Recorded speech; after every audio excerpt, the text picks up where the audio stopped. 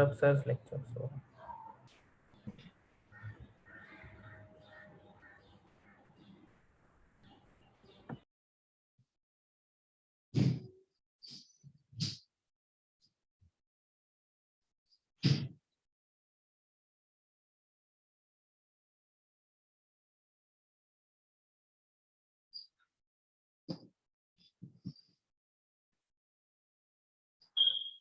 How is everything going for you guys? Like, wanted to take your feedback on what's your experience at Sabad. So I will be releasing a poll, and I'm waiting for some to join. This is anonymous feedback. Whatever is true, kindly give feedback based on that. So let's open this poll, and all of you might see a poll on your Zoom application. You can enter your response to each and every question. Take your time.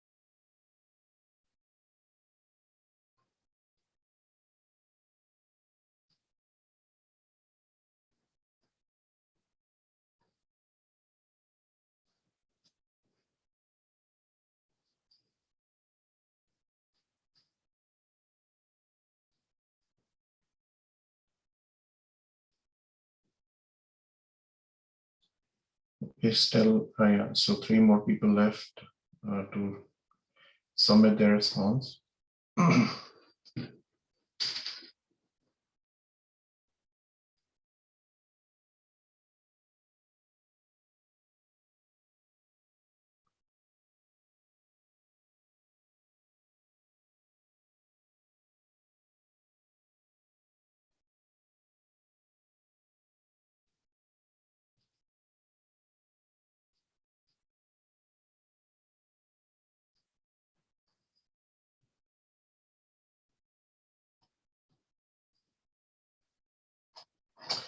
Okay, thank you so much. And I let this poll open for some time, and then we can like see if other people are joining. They can also respond to this.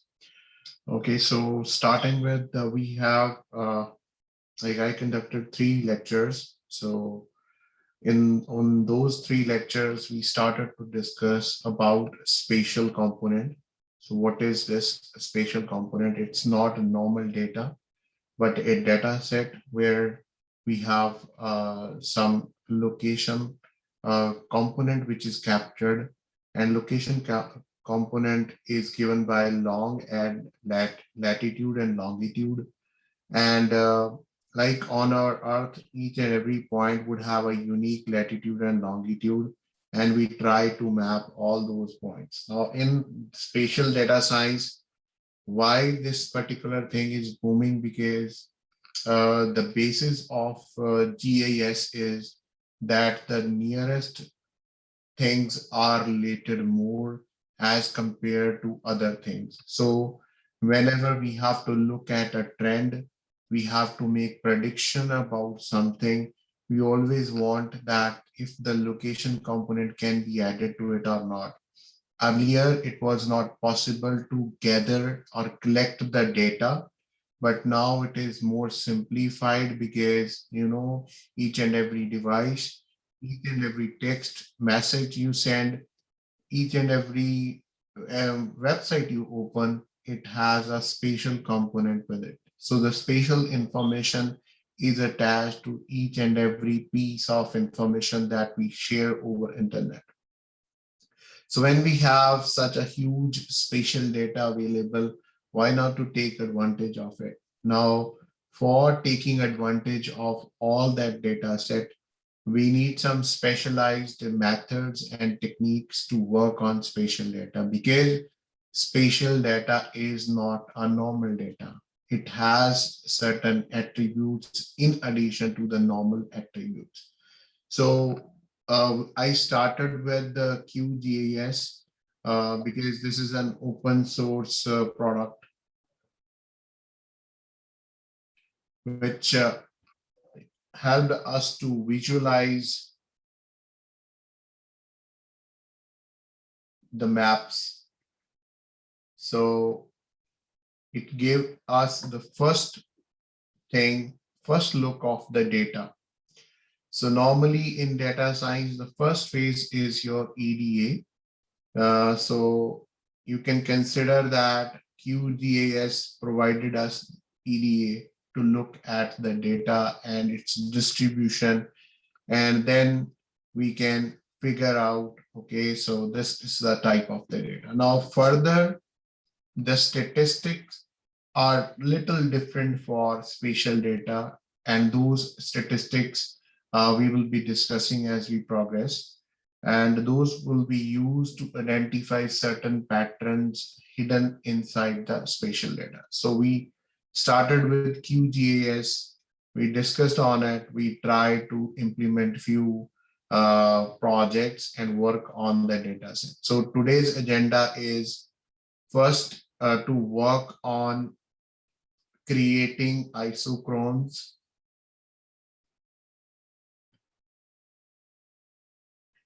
using QGIS.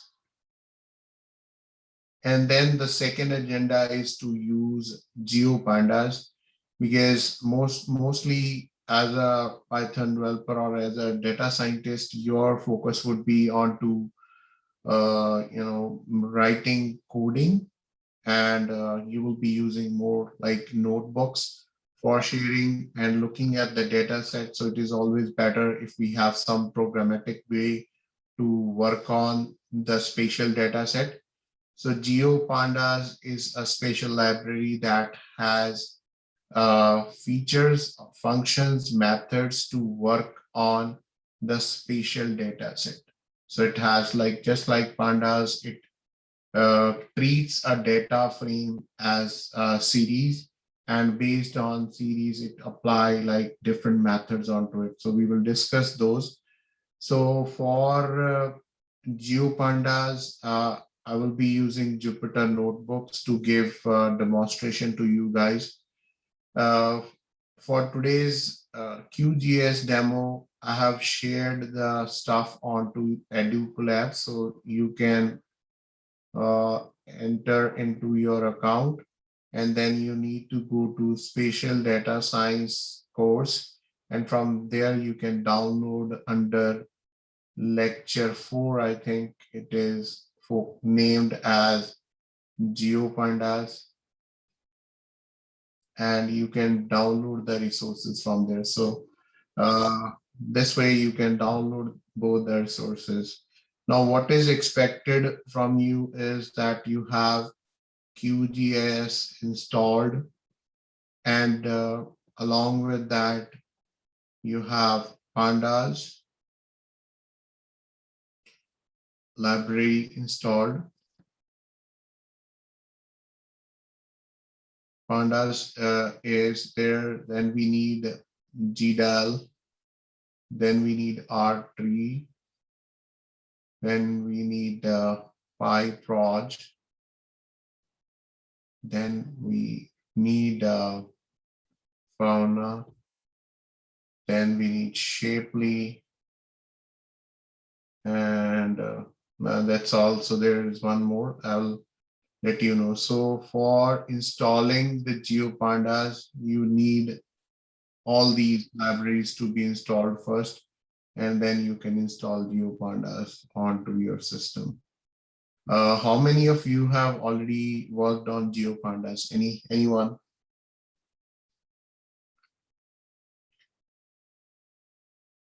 Uh, Anyone who has worked with GeoPandas? Yes or no? Okay. Okay, that's fine. So we will work on both the things, and then I take questions as we proceed further. So I hope that you are clear on what are spatial feature or geometrical features. Is it clear to everyone?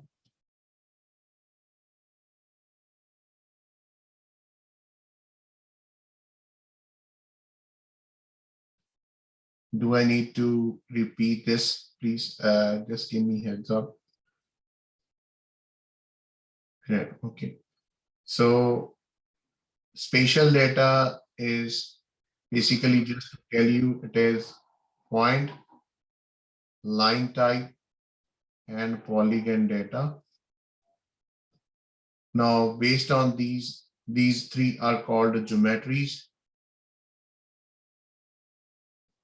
and this geometry is saved into a special column in a data frame.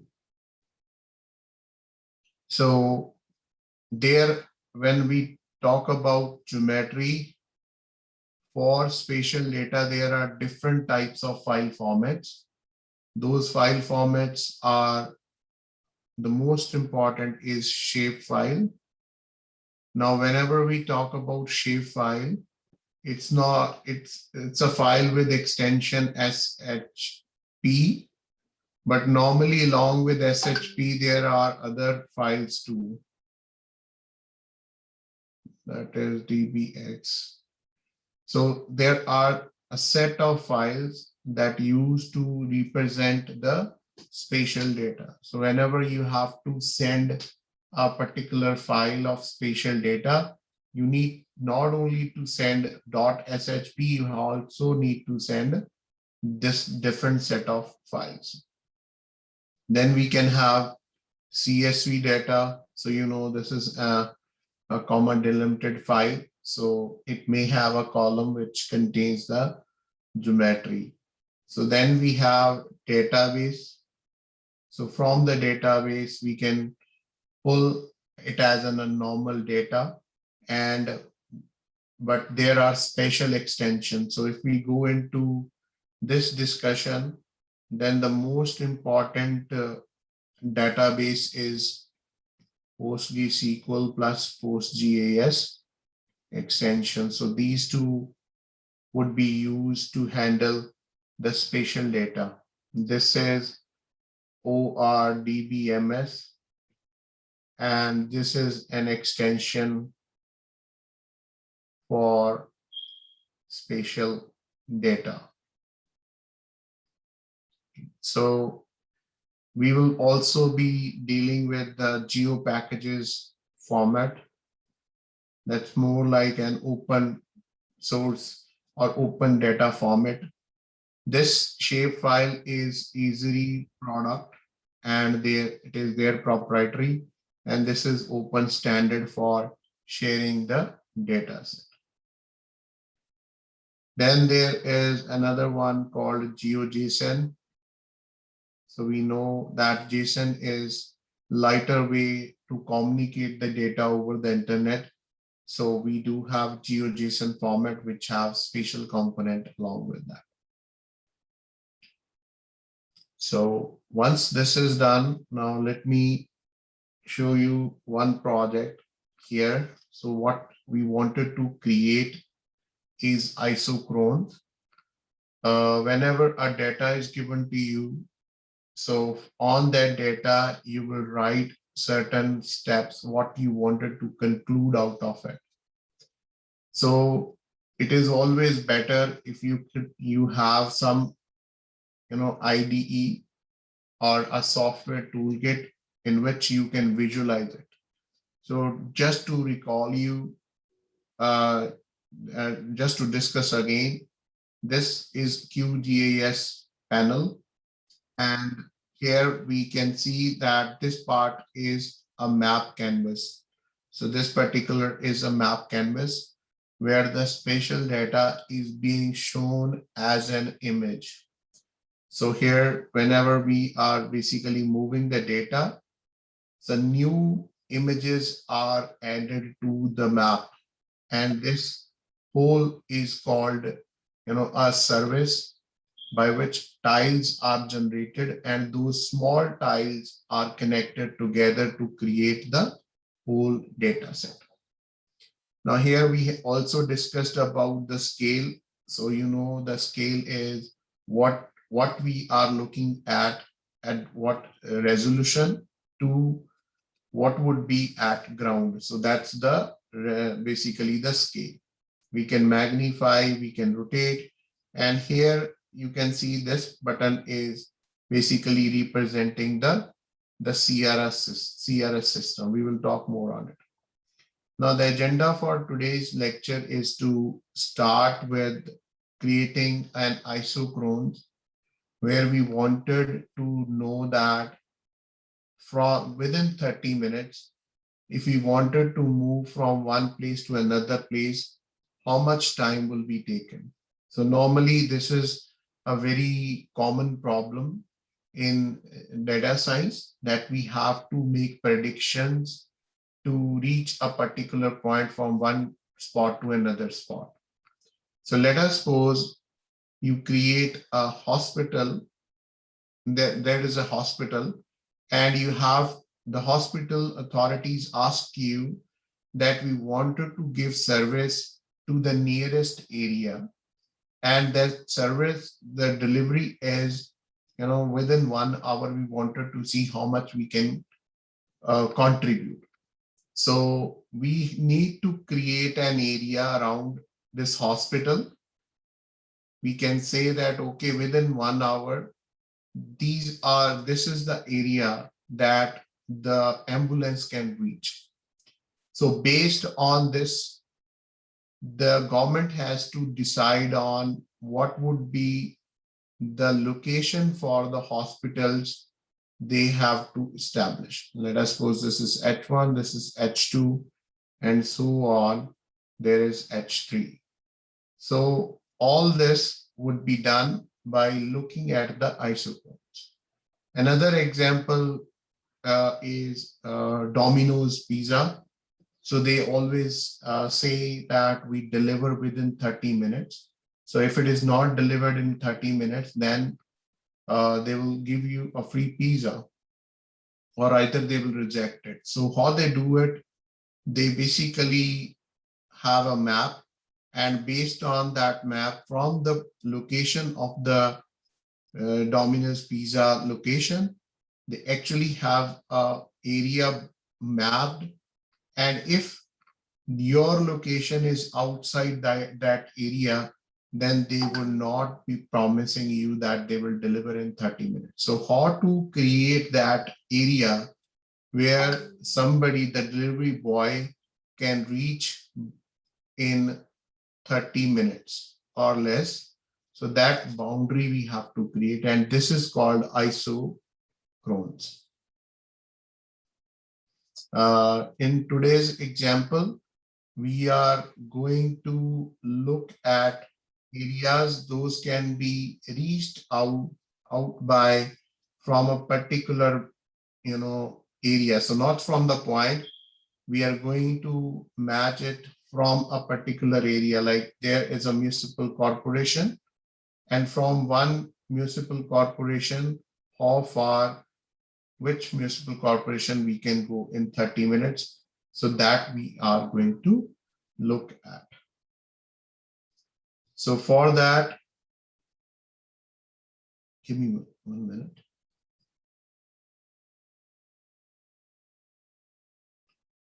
So for that, we will be using Uber data. That Uber data would be downloaded from,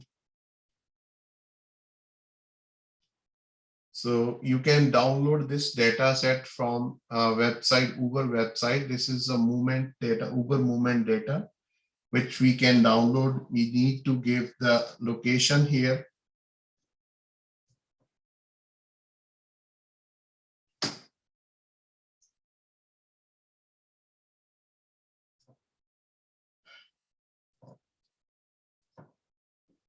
So wanted to find the city.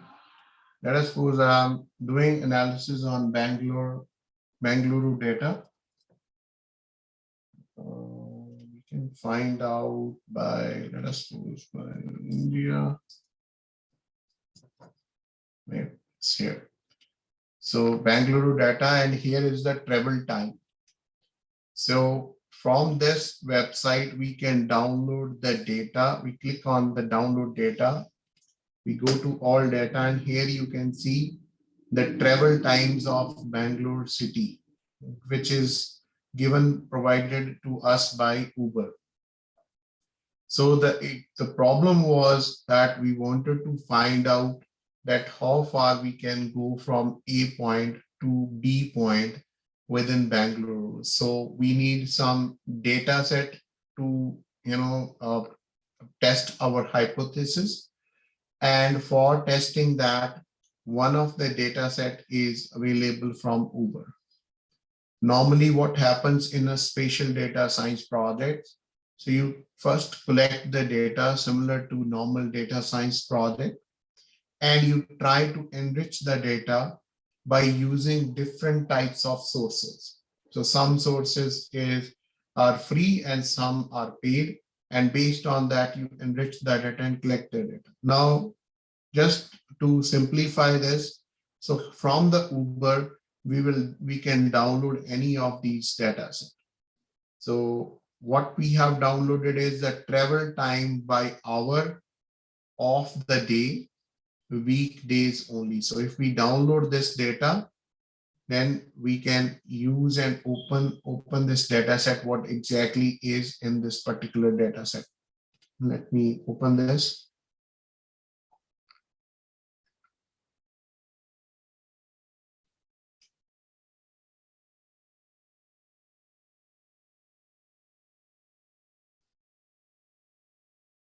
Okay. Okay, it's taking little time. Yes, it is here.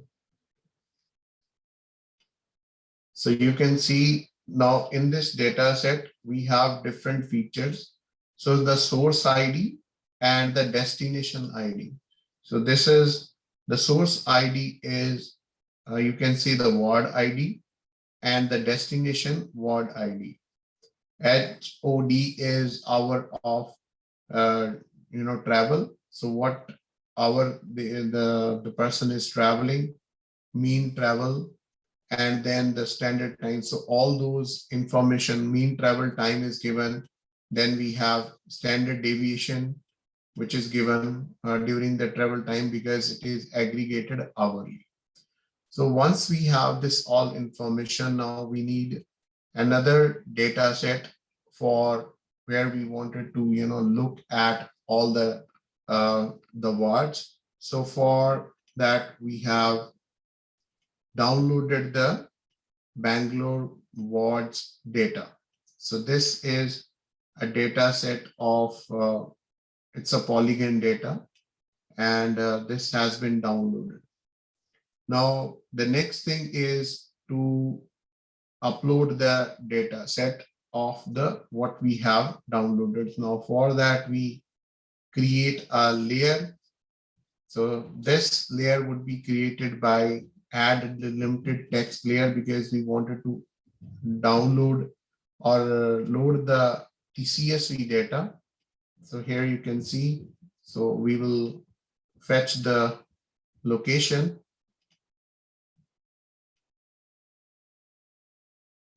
So here is that data. When I click here, I can say, okay, there's no geometry in this data set because we have seen that CSV file does not contain any geometry. So I click add and it will be added to my project. So once this is done, there are so much of data available in this particular data set. So it will actually slow down my computer. So what I have done is just filtered a few records from the, from the total data.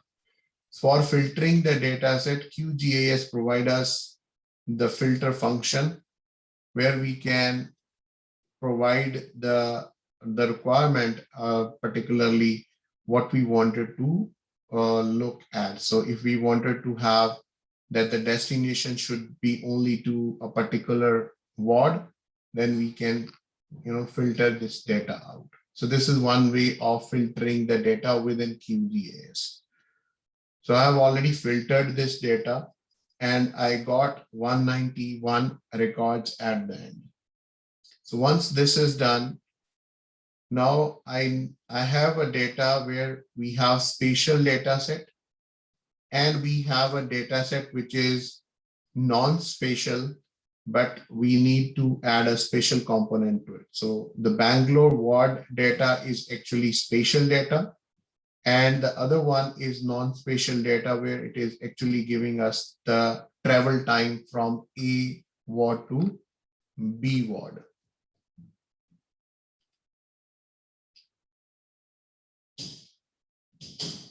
From A ward to B ward. And then the next part is to join both the data sets. So as I was discussing that in spatial data science, we normally enrich the data, we add in attributes to the data, and then we try to work on that data set. So for the Bangalore ward, if you remember in our previous lectures, I showed you the feature set belongs to each and every attribute. So when I click on open attributes, it has shown us this data set. Now this table is related to the data which we are seeing here onto the map canvas. So for each of the ward, there is one observation. So one line here represents one of the wards from Bangalore city. And now there you can see that the spatial data is available, the attributes are available, but we need to add in the feature, what is the mean travel time from A ward to the B ward. So that is missing. So for that, we can use to join the statements. Now how the joining would happen, I hope you know the databases. So normally if you have to join two tables together, you need a common attributes that could be used to join the two features together. Is everyone aware about the joins? Everyone knows about joins?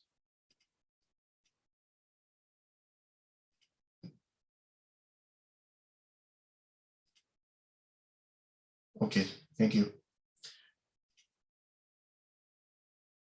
Okay, so it is good that you are aware. So basically what we are going to do is to join two different data sets together. So when we have to make a join, the data type of the joining column must be same. So it has to be same for both the data sets. So whenever we upload the data set for a CSV file, it would be automatically converted into appropriate data formats when we upload into QGIS. But the problem is with the .json. So the file Bangalore wards is actually a .json file. It was a .json file, and here the information was in text format.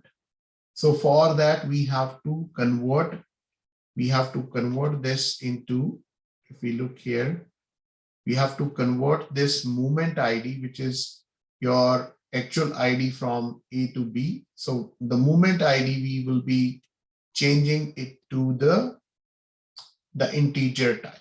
Okay. So for that, we will be using a toolbox, which is the power of QGIS called processing toolbox.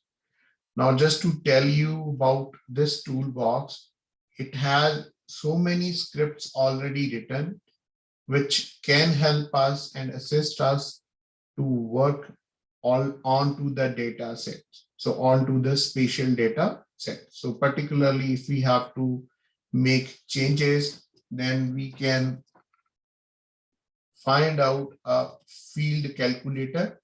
A field calculator is a script already written.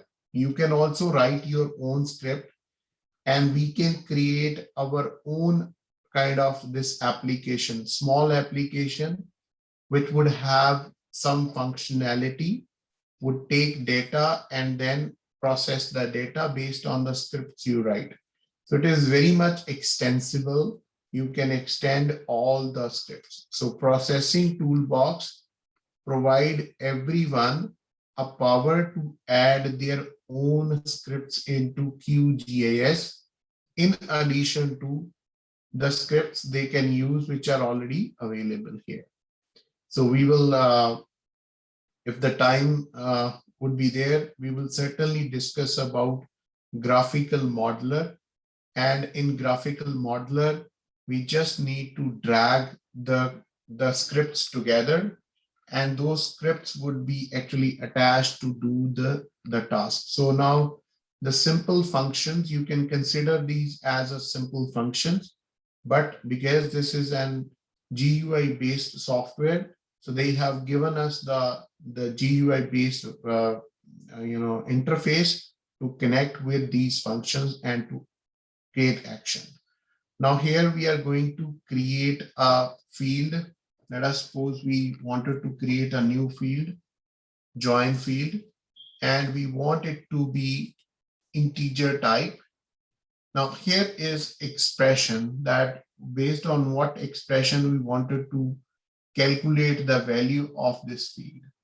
So for that, we say we want the fields here. There are different methods, those are available. And we can say, okay, I just want it to be moment ID. I just want it like that. And then here is the temporary file name. So whenever this would be calculated, we have to add a temporary file. So let us suppose the fixed words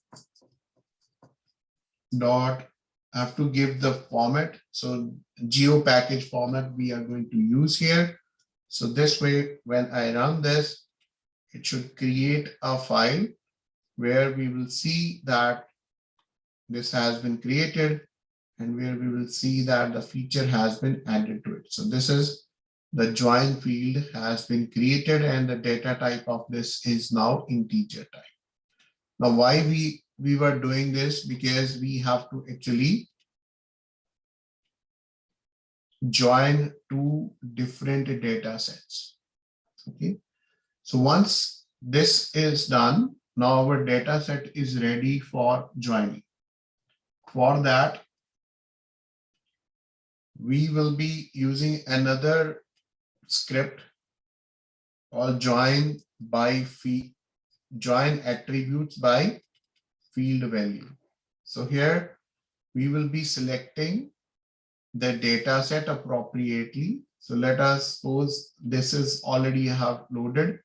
So Bangalore was fixed, and what join field I want to give for table A, join field, and what I wanted to join here is my CSV file. And from this, I wanted to give the source ID. So here is source ID. And then I wanted to give this as a name here, joined layer or joined data.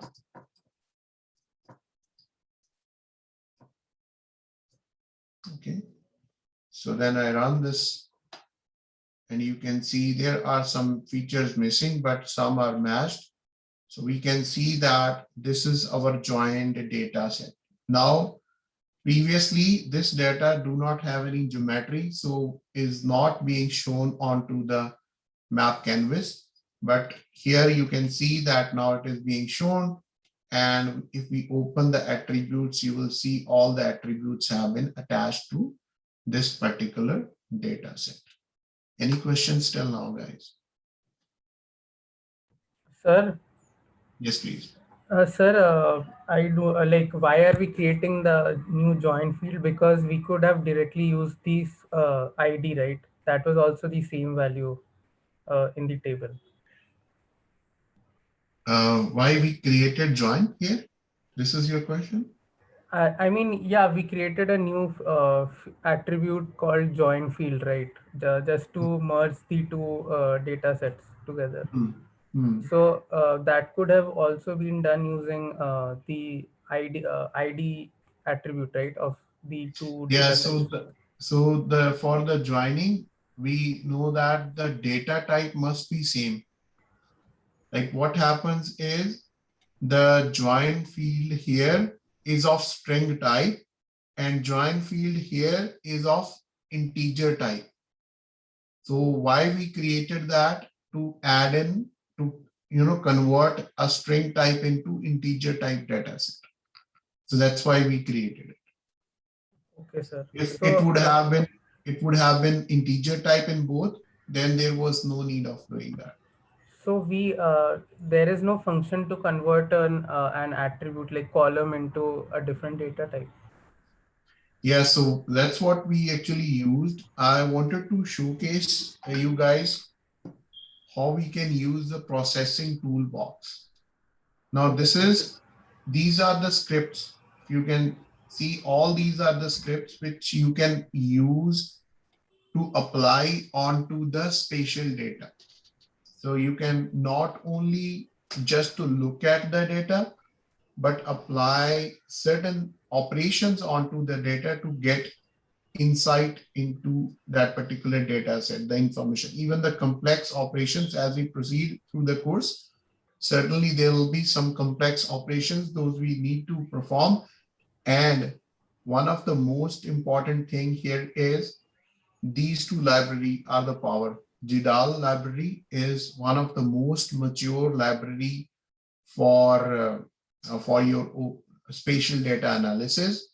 And then they have GRASS. GRASS is US Army software. They actually use this a lot for their analysis, but it is open source now. So there are many functions. So as we discussed in the previous lectures, that there are two types of data set, the spatial data set. One is raster type, another is vector type.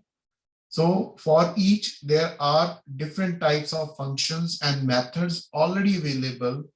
We can use it. So just like you can consider that these are Python packages, and those packages we are using and calling into our operations.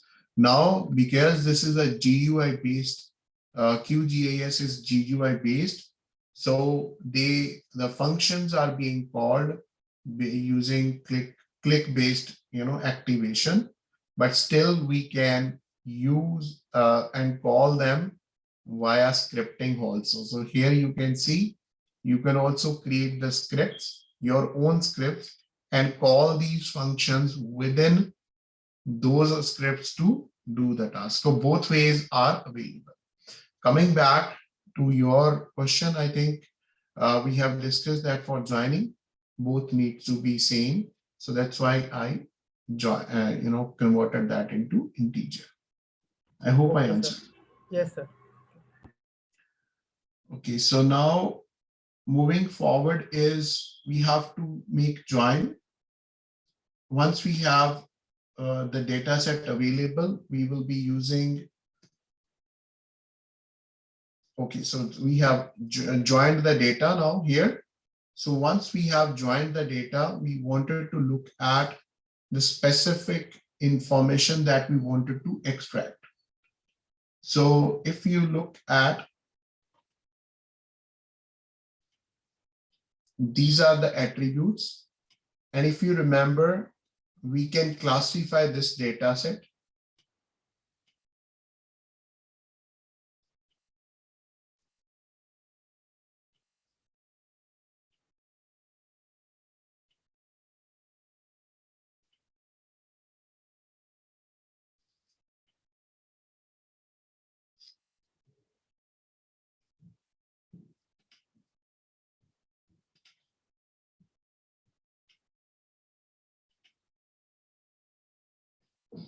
So we can classify this data set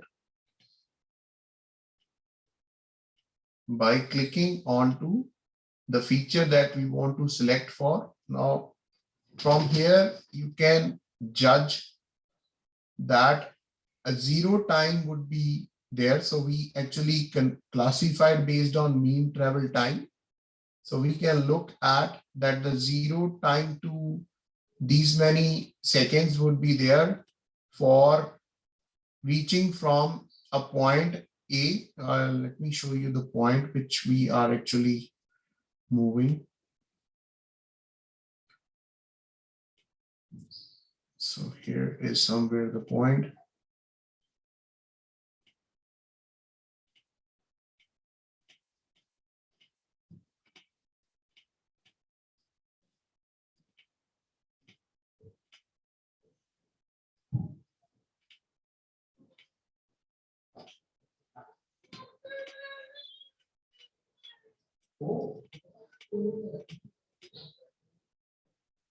There's one point that I'm looking for.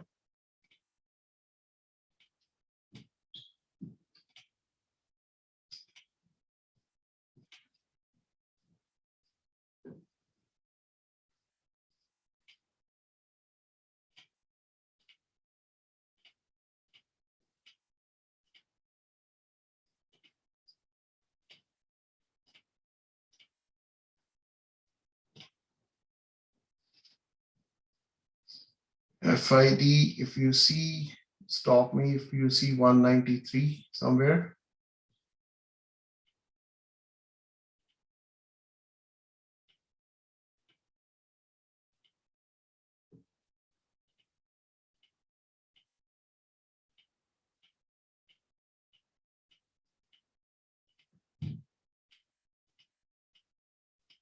Okay, I think this one is, let me just do it. This one is 193.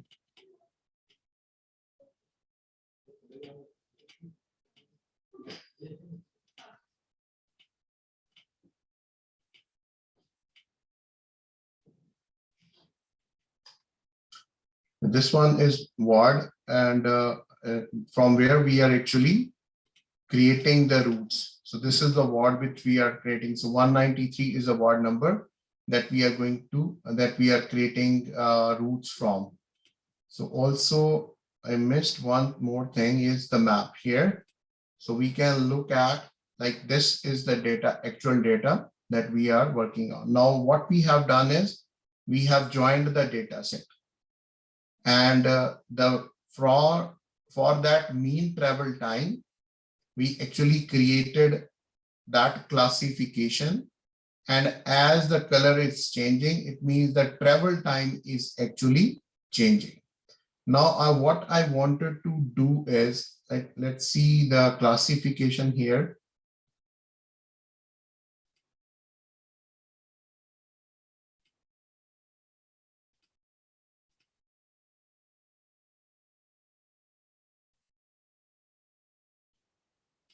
So the data, it is in seconds. This data set is in seconds. So what you can see for this particular color, the time of travel is in between 1044 seconds to 786 seconds. So it means that it is less than 30 seconds. So this particular area is the one, including this, which would be reached by somebody who is traveling by a car from this particular point. So now we wanted to dissolve this. So for that, we have to select first the data set, filter this data set. For the filtering, we have to apply the method here that selects the information where the travel time is less than 1800 and the moment ID is 193, because this is what we have taken. So here you can see that this is the data. This is the ward set that we can reach from a point 193 within a given area. So once we do that, we have to dissolve this data set. We dissolve it.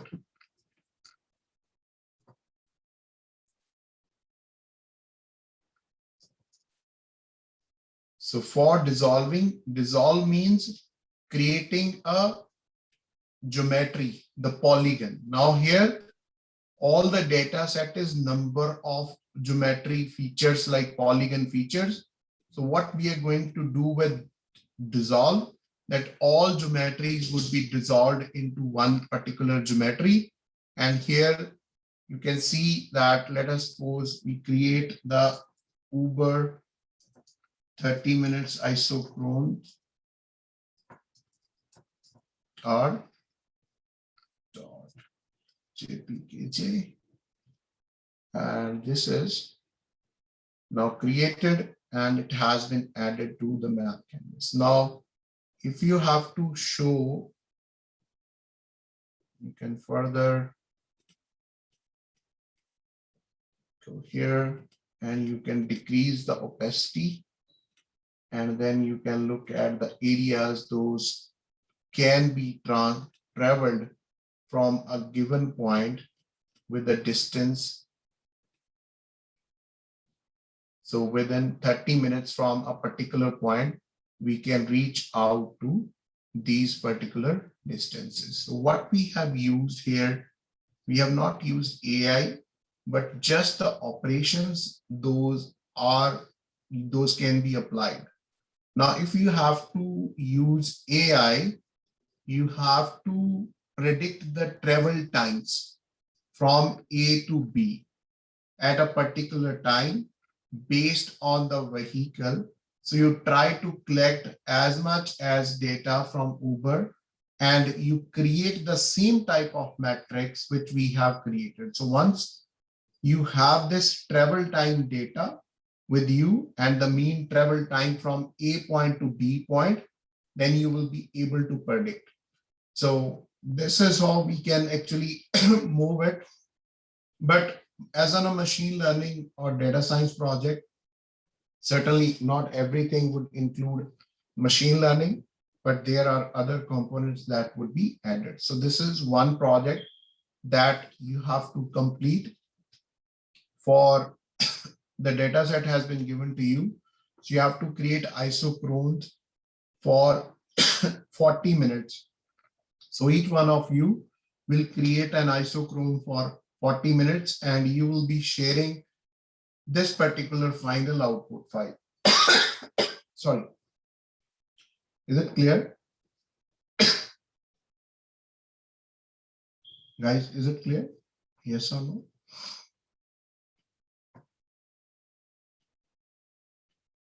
No. Thank you. Okay, so now another project that I would like to discuss here is to calculate. I want you to see the lines data. This is the road network of Ludhiana district. So all the data, and there are different types of roads which are going. So if we see here, sorry. So in this particular project, we are trying to find out and look at the basic statistics of a particular lines data. So for that, we can right click onto the attributes. Just give me 1 minute.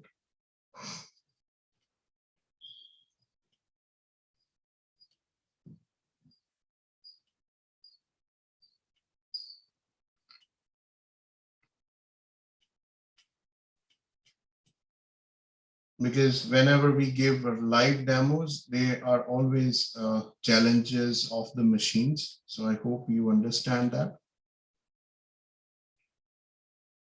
Okay, so now we are good, I think.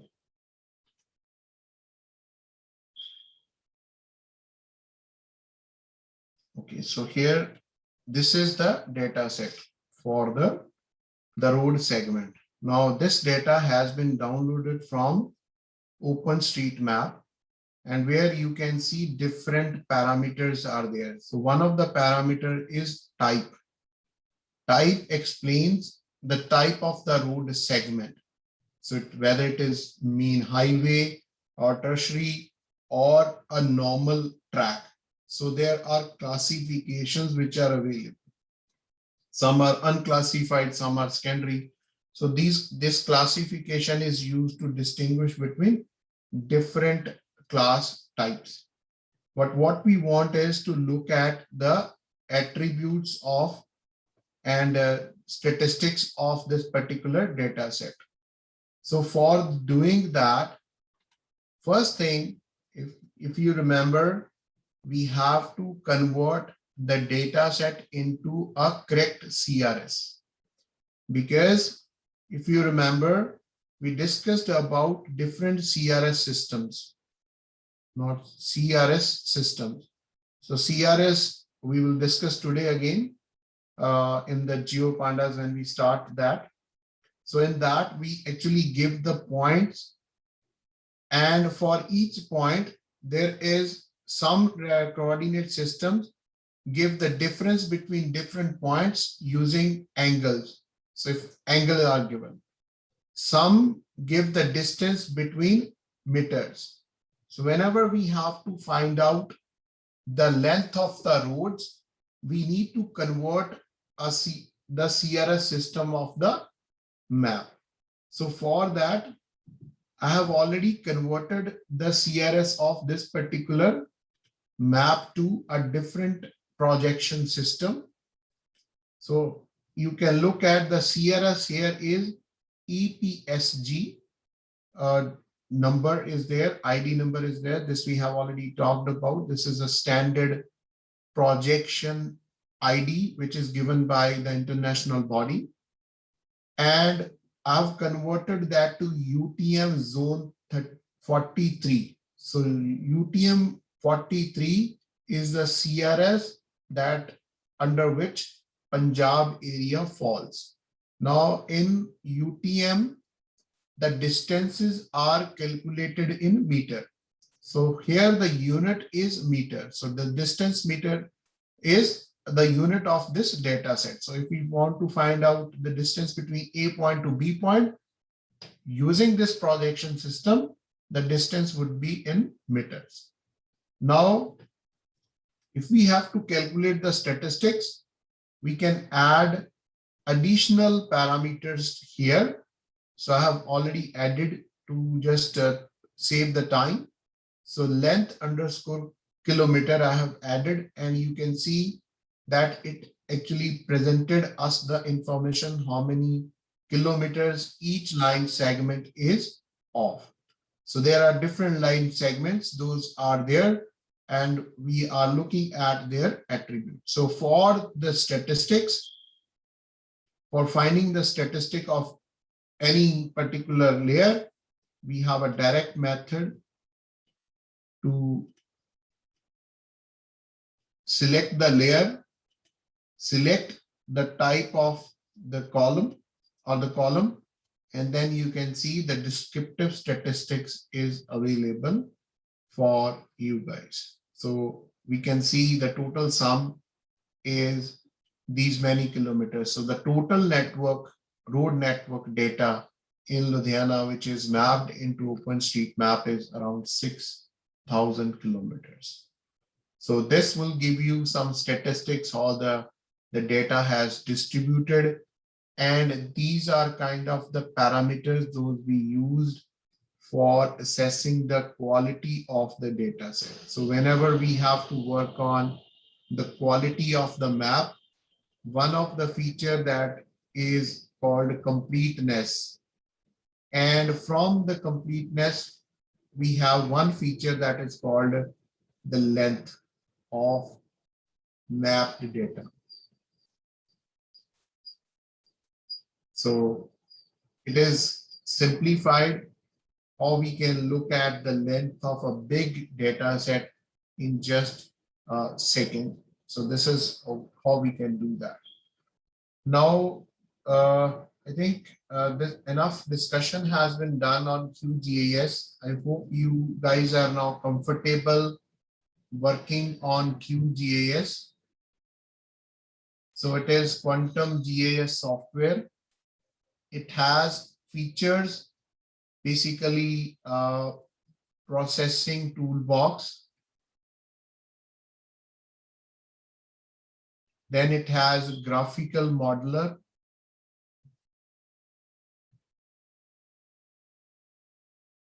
And then it has Python console.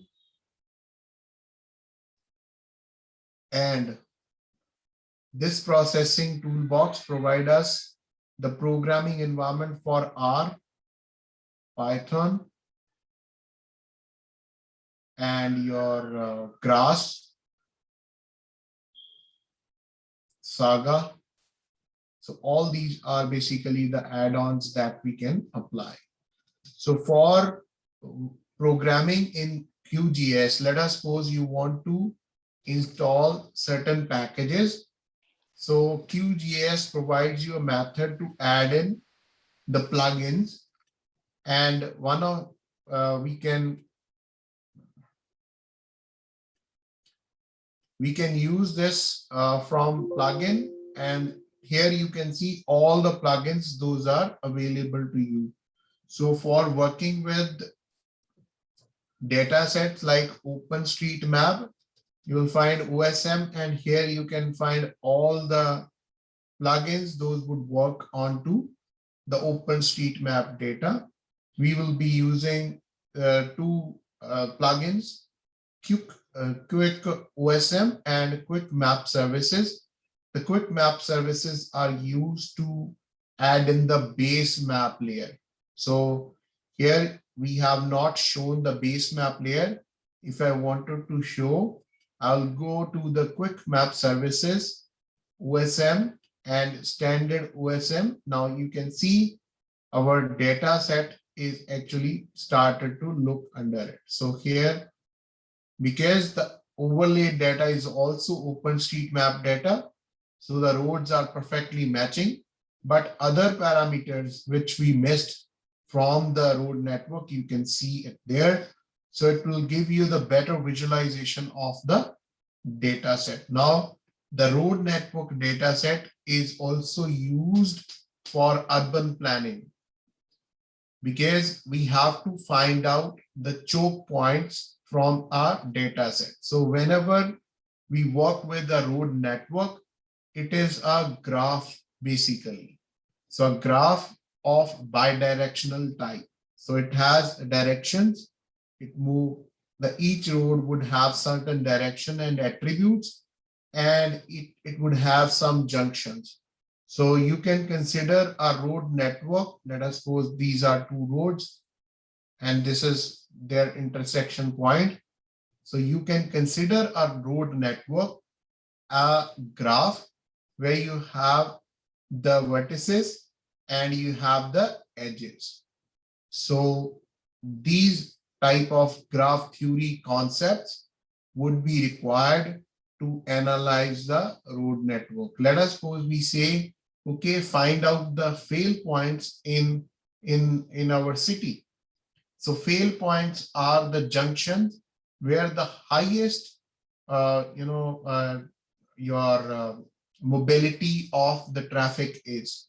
So let us suppose there are junction and roads. What we need to find out is we have to find out from every point in the city.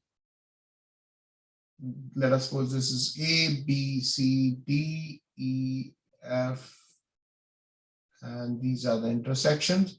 So what we need to see to find out the choking points in the city for urban planning, that what are those junctions which have highest traffic. Now how we can find out that highest traffic? If we create routes from A to B, A to F, A to E, A to C, so everything, and then we look at what junction has maximum number of those points, like those routes. So from if you say if this junction fails, if something is happening here, then everything would be passing through, let us suppose, via this particular junction, and this may also easily get choked.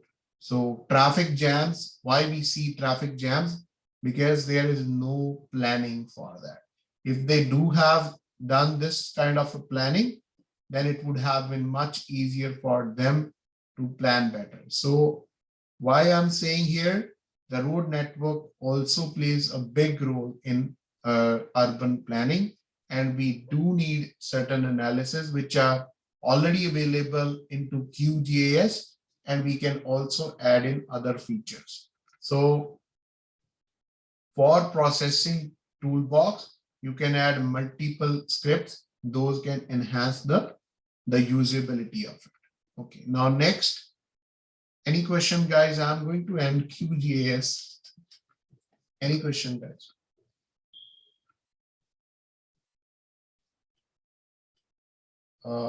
It would be better if you can come up with some questions.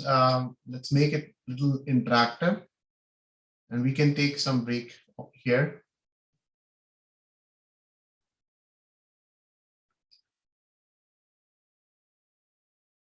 Any question from you guys? Anything you want to discuss?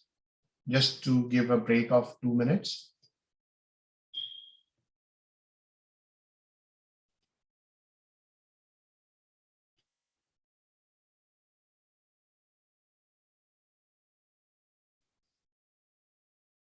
So how you all are feeling like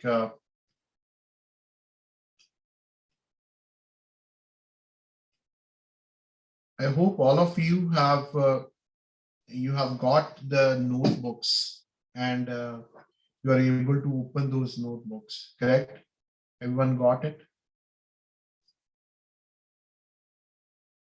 Okay, great. Puneet. Thank you so much, Puneet. So one of the books that we will be following for this particular course is this, and you can, let me put it into the chat. So this is one of the book that we will be following. Most of the geographic data science content is in R, and we had thought that we will be completing everything into the Python language or QGIS combination. So, but for safeguarding us, there is a book that we can follow, and you can go through this book. Certainly, it will give you more insight, because now you have seen the data, you have used the QGIS, you have better understanding how the data would look like. You won't feel that geometrical data is just a column. You know that what it can actually display when we have a right kind of tools available. So we will be using this book now. There are different packages, those we may require. For R, there is a package called SF, which is very much mature, but we will be focusing only on Python. And in Python also, there are many packages, and one of the most important package which I would like to discuss next is GeoPandas. So GeoPandas, you need to install. I hope Pandas is already installed on your system. And for this, you have to be little cautious about when you are installing GeoPandas. So GeoPandas require it has certain dependencies. I'm not sure how many of you are using Linux or Mac. I expect that there are students who are using Windows.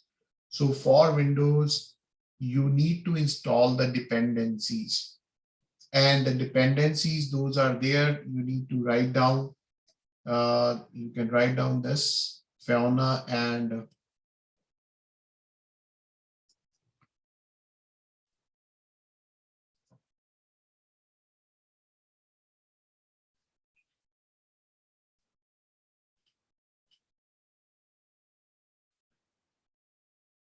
Okay, so Fauna is one of the package that you need to install on your system. Then you have PyProj, R-Tree, Shapely. These are, I think, the packages PyProj, R-Tree, and Shapely are packages which are available via Conda. So via Anaconda, it is available. So this one, these one, we can say these are available via Anaconda, but for Fauna, you need to install it from the repositories. So there are wheels, binary wheels, those are available. And from there you can download it. For downloading these binary wheels, there is one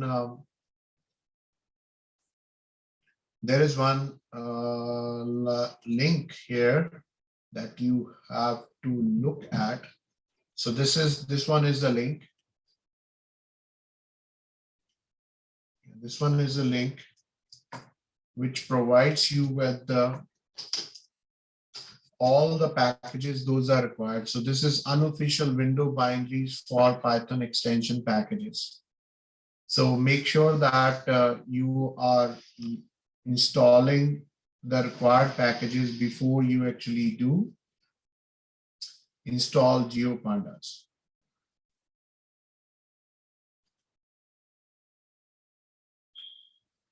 Okay, so now moving forward to the installation, if you find any issue while installation, you can let me know. I'll try to help you guys there. So these are the packages which certainly we need. GDAL is the first package that you need to install, PyProj, then Fauna, then Shapely, and then you will be installing GeoPandas. So GeoPandas would depend upon all these. So do not try to install it before installing these all. So first try to do this, install it with Conda.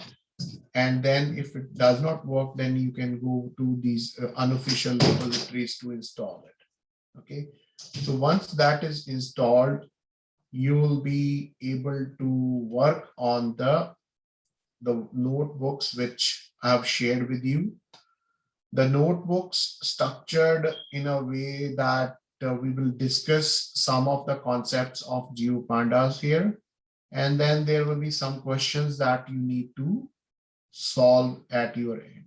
So these are kind of a homework for you guys that you have to work. Now for this week, you would have to work on QGIS project as well as onto notebooks, which we will be covering as much as possible. So I'll think we will would be able to cover only some part of it, but still we will try to catch up as much as we can.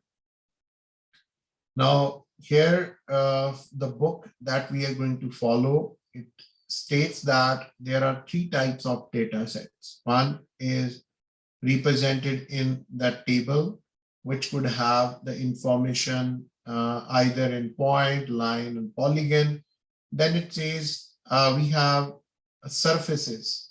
Now surfaces is the raster data that we have already discussed that, but we have not worked on any of the examples moving in the course. We may be using certain raster data sets. And then is the spatial graphs.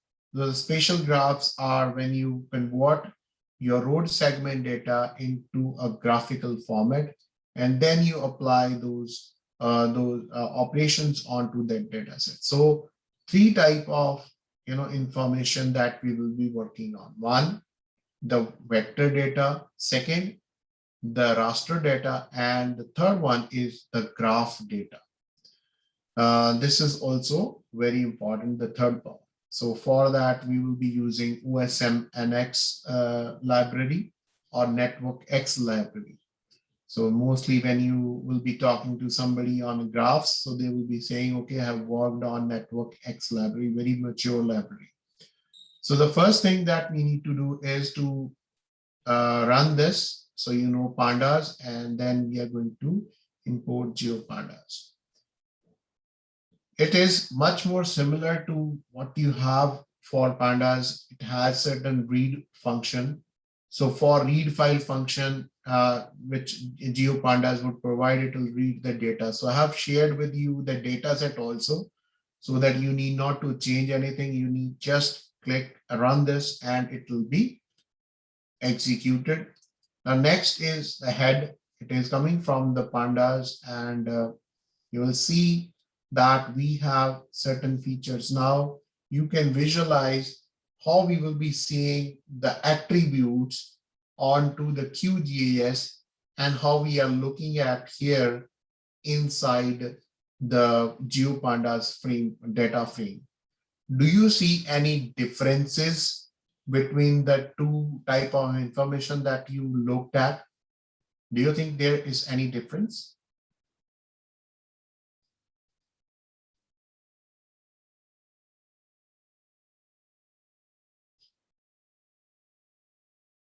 Do you think the both are same or they are different? Any yes or no? It will be good if you can answer it, whether it is right or wrong. So the geometry is present, which was not present in the original data set. Yeah, so geometry is present.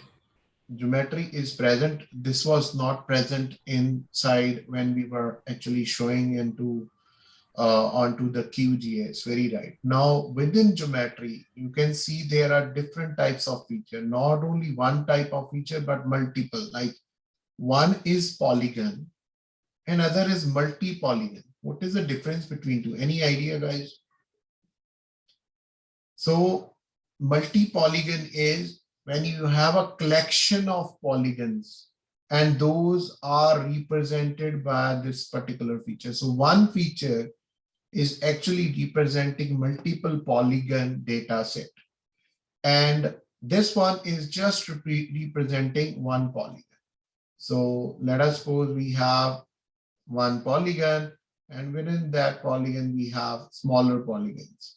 So that is one way of writing the multi-polygon. Now, when we go further, even for points, for lines, for polygons you have seen, and then there are some data set which are called multi-line strings, or where they have multiple data features which are available in single particular data frame. So it depends, and we have to very carefully look at what type of geometry this is holding, because now in data frame, we may not be able to see or what is the geometry. So we have to look at the first few records of the data set. Now, as in pandas, very direct method to for plotting is available. So similarly, you can see it here. This plotted the data set countries. Now all the countries data is there, and we will see further what type of information this country's data frame is saying. So type countries, it is saying that it is a GeoPanda data frame. Now GeoPanda's data frame contains a geometry column. By default, it would be, the name would be same, and we can look at the geometry of that particular data frame by calling this as with the dot operator. So countries dot geometry would return us the geometry column. This you all know how to actually fetch the columns. Now here there are certain methods which are available. Now you can see how difficult it was in QGIS, clicking all the points and then coming back. So programming is always easy if you know the functions.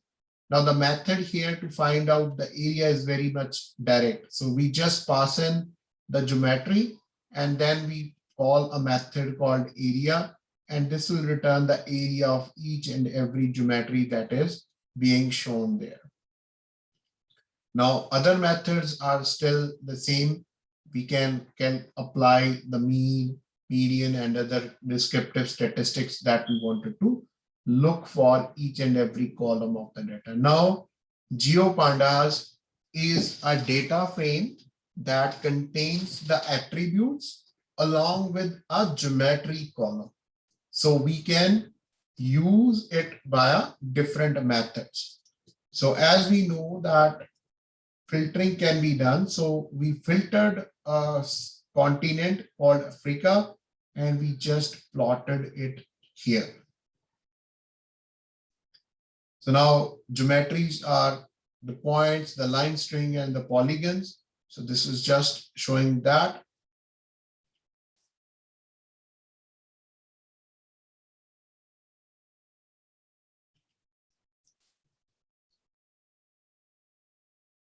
Now, here we are loading another data set called rivers. So this is which type of data set this is? Can anybody tell me? Line based It's a line-based data. So we can see all lines are there. Why it is line? Because the first and the last parameter attribute is not matching. And this is showing us the geometry for an individual, like the line string, and all these are the points. Now you can see all these points are given in a sequence or an array format. Now each attribute, like this particular geometry, is actually a shapely object. So shapely is a library. It is actually a shapely object.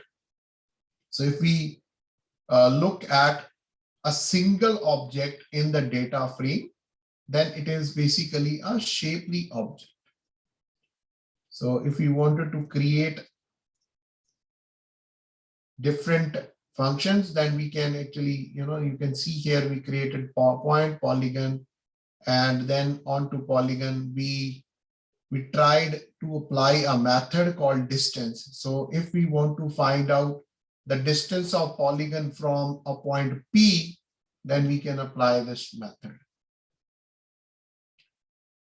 Sir, what would that distance mean actually? Because like if it's a Now, polygon, then are you taking the perpendicular distance? it Like will what does be it? normally what happens is Euclidean distance. So what happens is there is a ever seen formula is there. One is Euclidean distance. So Euclidean distance, this is a crow fly, between 2 points. Ever-seen formula is it will take care of the curvature of the earth. Like if there is one point A here and B, it will try to find out the curvature via the curvature. So there are two different formulas. As we proceed, we will be certainly looking at. So here you can see we will just be finding the distance, the Euclidean distance between 2 points, like the centroid of that polygon and that point, whichever is located. So that would be the distance between two. Okay. So if we wanted to put everything together, like the points and our rivers, and then the points data and the polygon data for Africa. So this all would come like we have attached the layers and we created the objects, and onto the objects, we keep on adding other objects, and that is being shown here. So basically what you're doing is layer by layer you are adding, and then you created one image of the data set. So here is the practice thing for you guys. So first is an exercise. I have given here the hints for you, how you will be actually using and writing code for it. So first is to load the data. So data is already available onto the data folder. You have to use read file function, and then you basically look at different attributes of this station data. So please work on these, and I hope that it will be easy for you to work with and start with GeoPandas. For setting up the size of the map, we can always use this fixed size attribute of plot function, and this can increase or decrease the size of your map to visualize. So here it is. So this way you can increase or decrease the size, and these are the points for the station, and we will work on it. And one more package that is there is contextually. Contextually is used to add the base map. As we discussed in the QGIS, we have to add the base maps. So the same operation would be done by contextually also. And it'll, once you import it, it'll add a base map to the data. So if you wanted to add in the base map to the station plot, you can see it has added now. It is also fetching from OpenStreetMap data source. So this way you will be working on different examples, and then you can we can discuss further. I think any questions from you guys, if you have, you can ask now. More or less, it's more like do it along. So the concepts, I try to elaborate in a way that we have some example to understand and to work on, then we have some material to practice all that stuff. So the structure is accordingly made, and you will certainly find it convenient to learn more on it as you proceed through the course. There is also one more library, Fauna, which is used a lot, and for that we can apply further operations to filter and do work with the geometry. So this is a generic function that we can use to fetch different types of features. And the last part is creating a data frame, geodata frame manually. So just we can, as we do for pandas, we will just give the geometry and then the attributes. So here is a geometry column. These are the attributes. We can also create the data frame from from pandas, where we have to call this function called geopandas.geodataFrame, and we pass in the data frame. But here we need to announce that what would be the geometry. For geometry, we have to pass in the attributes geopandas.points from XY. So this method would actually extract the geometry from the column. So this is kind of the same thing that we use to import a CSV file into the into our QGIS package. So that's all from my side. And if you have any questions, you can ask now.